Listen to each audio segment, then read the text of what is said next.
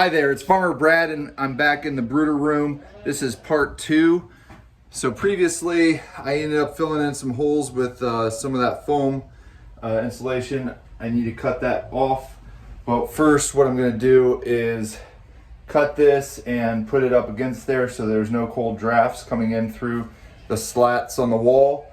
And I'll get this one cut, that one cut, enough for 4 of those, and then I should be able to make 2 brooder boxes in this space.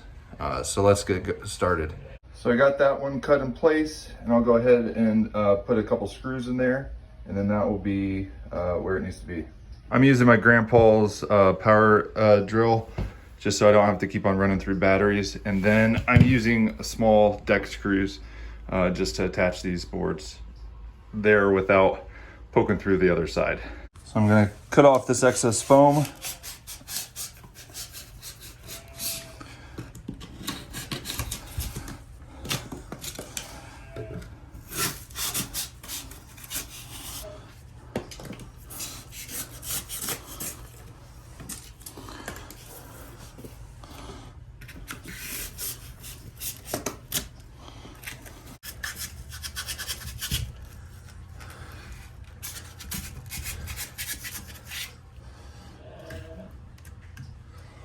Okay, that should be good.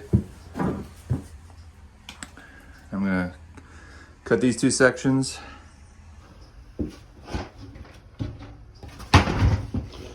Cutting this to go there. So I have this one attached. This one I still need to remove some screws behind there on the wall in order to put that up there. And then that one is cut but not attached. And then I have one more that I'll need to cut. And then I can try to figure out the size of these boxes. And I'll probably end up putting some plywood on the floor as well to bring it up to that level where the studs are along the bottom there. So making progress. So this one down here I'm piecing together because I don't want to run out of plywood for the other parts, and so that should be okay there. I got that one fastened, that one fastened, that one fastened, so I just have to secure that, and then we can move on to plywood on the floor and try to get a sense for what size I want these boxes to be. So I think I'm going to make these put the flooring 2 feet out because this drop back will give me a little bit more room to play with, and then I'll make these so that they can be expanded to 2 sections, or they can just have each section separated. So then that'd give me 4 different sections depending on the age of the birds, and yeah, I think I like that option. That will mean that I'll have to have 4 sets of heat lamps, 4 sets of waters, and 4 sets of feeders, but it will give me a lot more room to work if this is only coming out 2 feet. So I think that will be nice. I got these 2 placed out. I'll cut another 2 foot by 4 foot section, and then I'll just have that extend on down there, and then I'll start building these boxes. Okay, so this is kind of the layout that I'm thinking. I'm going to go ahead and cut this, get this squared at 90, and then start building up the base. I'll see whether or not I go 2 boards or 3 boards high.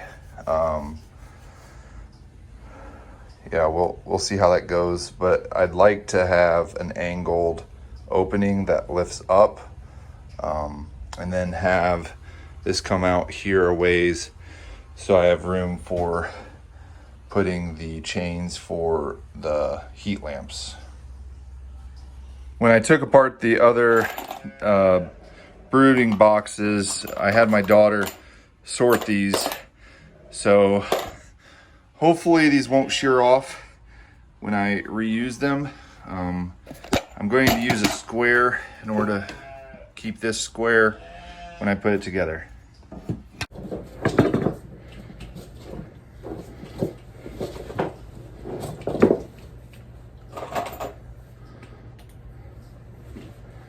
I'm gonna start it.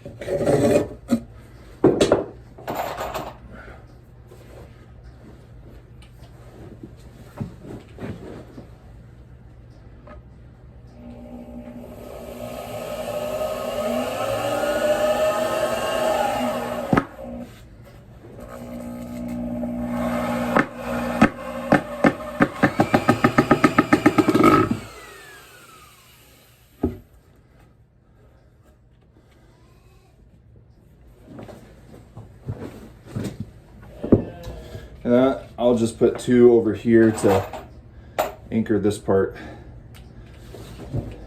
to the stud.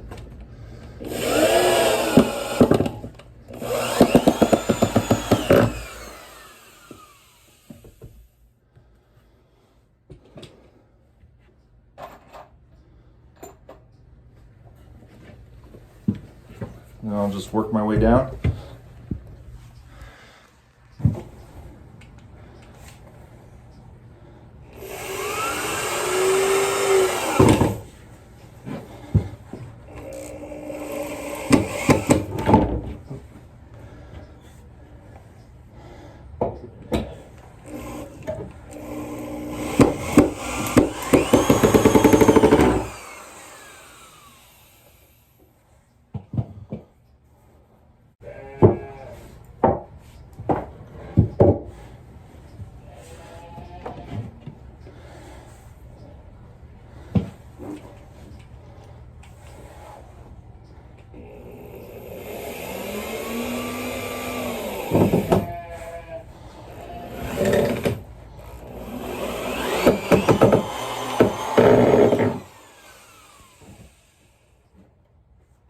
Little piece there, and then this goes back there.